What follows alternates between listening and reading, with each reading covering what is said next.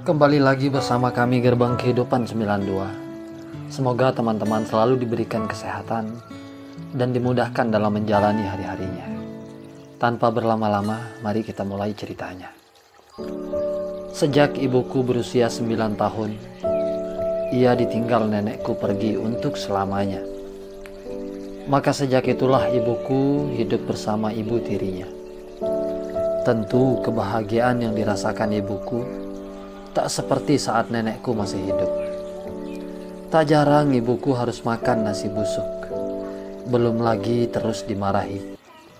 Apalagi uang jajannya yang hampir tak pernah diberikan nenek tiriku, yang menjadi ibu tiri dari ibuku.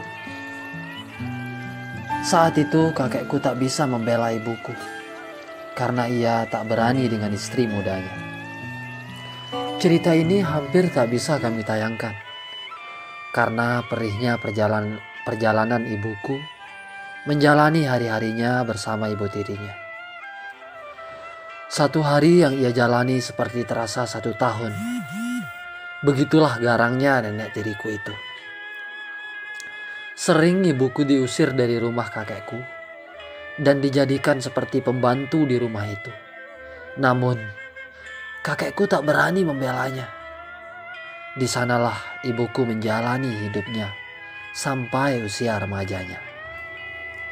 Seiring waktu berjalan, karena ibuku sudah tak tahan hidup di bawah tekanan yang sangat tak bijaksana. Sudah cukup rasanya. Air mata ini terus mengalir dari mata yang sudah membengkak. Jelas ibuku. Maka ibuku memutuskan untuk menikah dengan ayahku. Bersyukur ayahku orang yang agak berada, hingga ibuku bisa merasakan kebahagiaan dan keluar dari belenggu nenek tiriku.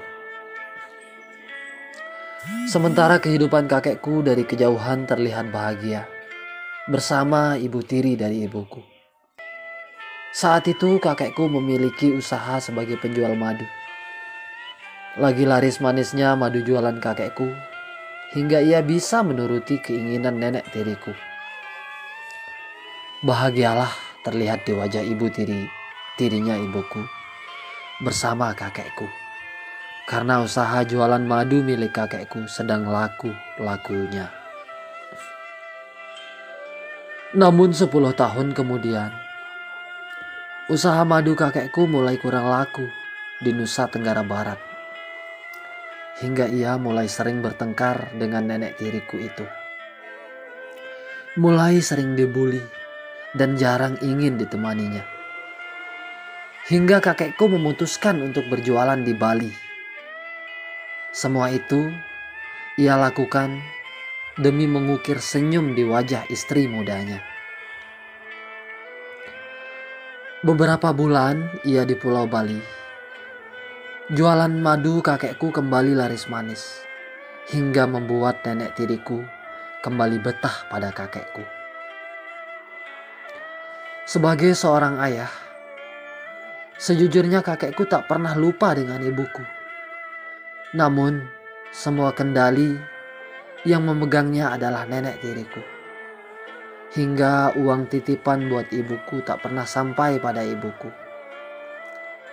Tiba pada hari raya Idul Fitri. Sebagai anak, ibuku mendatangi kakekku di rumahnya untuk maaf-maafan, atau yang biasa kita sebut halal bihalal. Di sanalah momen yang bisa mengungkap semua kebusukan nenek tiriku pada ibuku selama ini. Lalu ibuku sempat menanyakan pada kakekku tentang kemana hasil jualan madu kakekku yang sudah ia geluti selama puluhan tahun. Di sanalah kakekku cerita apa adanya pada ibuku. Ternyata semua hasil usahanya kakekku tak ditahu entah kemana rimbanya. Mengetahui itu, ibuku sangat marah mendengar curhatan kakekku. Namun, karena kakekku sangat menyayangi istri mudanya, membuat kakekku bungkam seolah-olah tak pernah terjadi apa-apa padanya. Ibuku sangat kasihan melihat nasib kakekku yang sudah menua dan terlihat uban di rambutnya. Kini masih berjualan madu keliling dengan memikul di pundaknya yang sudah membungkuk. Namun karena tekanan nenek tiriku yang tak mau kurang uangnya, membuatnya harus kuat. Hal itu membuat ibuku semakin sakit hati dan mengambil sebuah keputusan untuk membawa kakekku bersamanya. Namun, tegas kakekku menolak. Beberapa lama kemudian, kakekku harus kembali berjualan madu pikulan ke Pulau Bali. Hanya untuk memenuhi keinginan nenekku yang hanya mau berpoya-poya. Tiap bulan kakekku mengirimkan uang buatnya. Tak pernah kurang dari 3 jutaan. Namun, semua itu tak ada artinya apa-apa di mata istri mudanya. Tapi kakekku mengetahui semua itu tak pernah bertanya sedikit pun karena ia takut pada istri mudanya. Bahkan saat sakit pun ia ditekan terus untuk berjualan. Ia tak pernah memikirkan nasib, lelah, jerih payah yang dilakukan kakekku di pulau seberang. Ia hanya terus memikirkan uang dan uang yang akan dikirimkan oleh kakekku. Itulah yang ada di pikirannya. Bagaimana uang bulanannya bisa dikirimkan kakekku. Sungguh terlalu dan sangat tak manusiawi. Seperti kata, tidak ada uang, abang ditendang.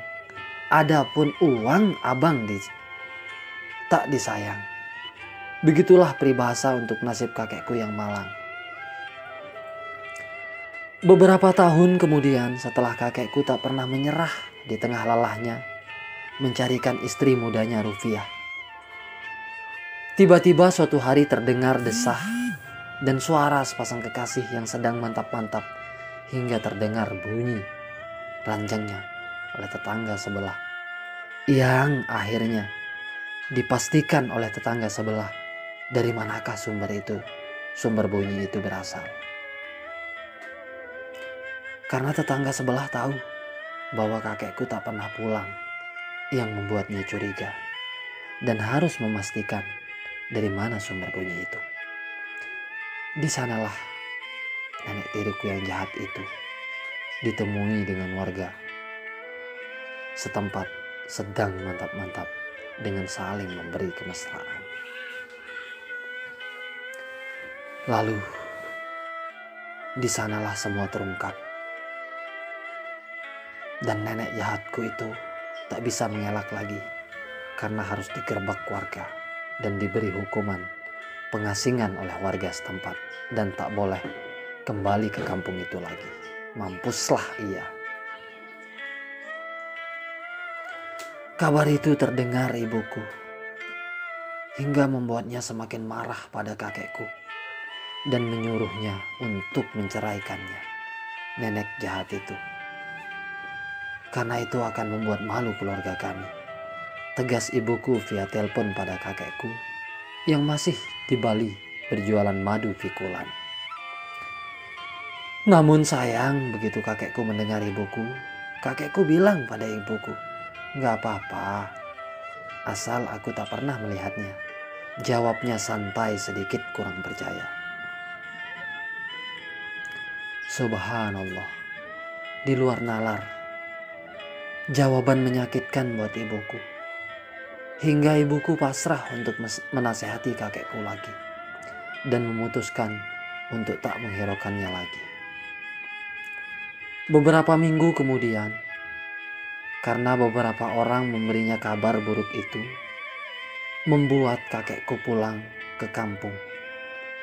Di sanalah barulah ia percaya akan semua kejadian yang telah terjadi pada istri mudanya hingga membuat kakekku kaget, bahkan berujung mulai tak waras karena cinta butanya pada nenek jahatku itu. Semakin hari sakitnya semakin parah, sampai akhirnya divonis sakit jiwa. Hingga mau tak mau sebagai seorang anak, ibuku membawanya ke rumah sakit jiwa. Gilalah kakekku karena cinta butanya, namun masih untung ada ibuku yang rela merawatnya hingga sembuh. Singkat cerita, beberapa lama kemudian sembuhlah kakekku. Maka di sanalah ia mulai menyadari kesalahannya selama ini pada ibuku. Ia meminta maaf pada ibuku yang selama ini ia telantarkan. Berakhirlah cerita ini dengan sebuah kesempatan pada kakekku untuk kembali bertaubat dan mengingat salah-salahnya dan bisa meminta maaf pada ibuku. Hingga berkumpullah dengan kami dan saat ini kami hidup bersamanya dalam bahagia. Demikianlah kisah nyata kehidupan yang kami tayangkan untuk sahabat-sahabat Gerbang Kehidupan 92 dengan tujuan dan harapan agar kita bisa menjadikannya sebuah pelajaran positif dalam hidup kita.